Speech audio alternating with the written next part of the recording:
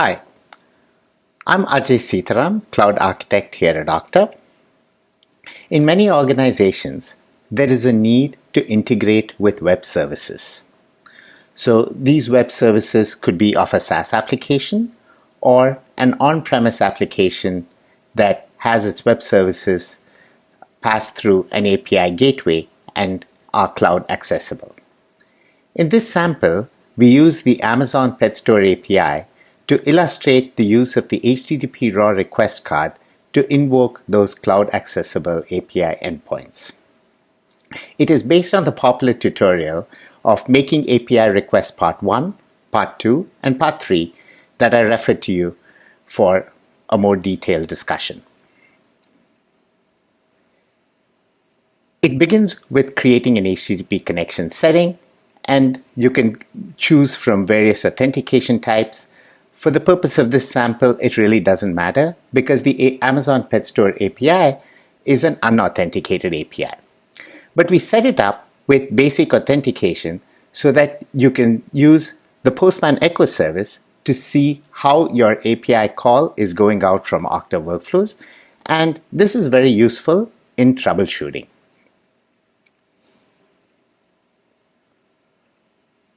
So in the sample, there are two paths, one with a card, HTTP raw request card, that has all its values hard-coded.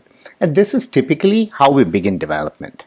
It's very quick. We make sure that we know the endpoint that we're calling, as well as what the method is, the query parameters, the headers, and make sure that it works.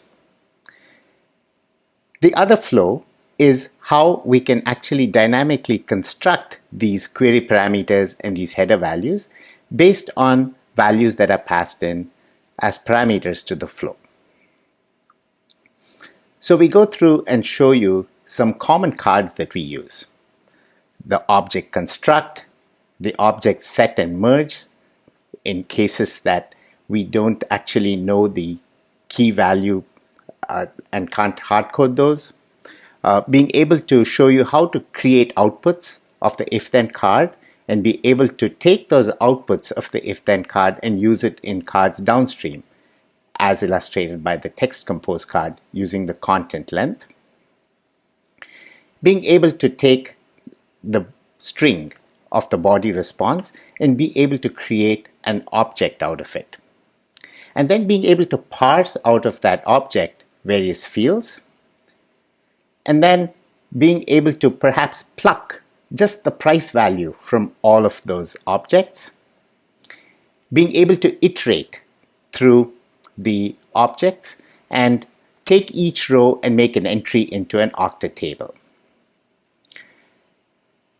For the purposes of this sample, I've also added a couple of extra cards that were not there in the original tutorial.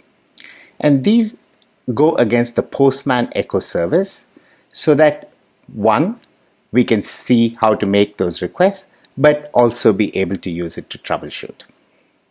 So for example, in this case, I call the IP endpoint to make the point that this is a server-side call. Over here, it's a post, which is another common operation against APIs, and show you how to pass a JSON payload, right? In addition, sometimes you have to pass the content type as application x-www-form-urlencoded. And in that case, you have to pass in the body as shown here. So let's quickly test this out.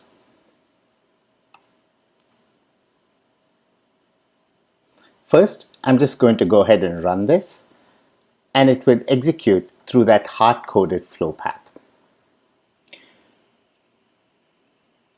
It calls the subflow, and each flow makes an entry into the Okta table. So when I refresh the screen, I see 3 dogs with the price. It's a pet store. So now let me go ahead and pass in the values and construct it dynamically.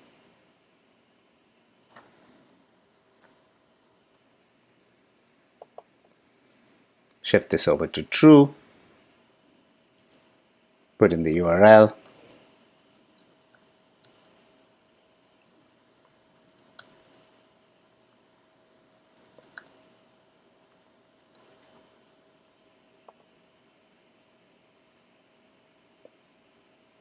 It runs the flow.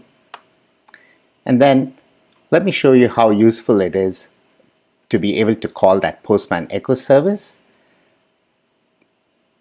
So sometimes you may just wonder, why is it that my call isn't succeeding?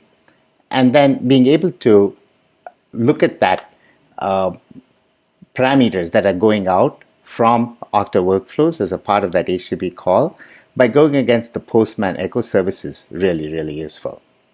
So come down over here.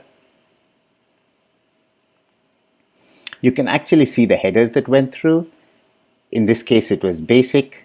And then if you were to URL decode this, base64 decoded, you would see it was admin:secret, the same that we had passed in when we set up that HTTP connection setting. So this is a trick for troubleshooting. If I come back to the Okta table and refresh my screen, you can see that it has added 3 additional rows. So I hope you found this useful. Thanks for listening.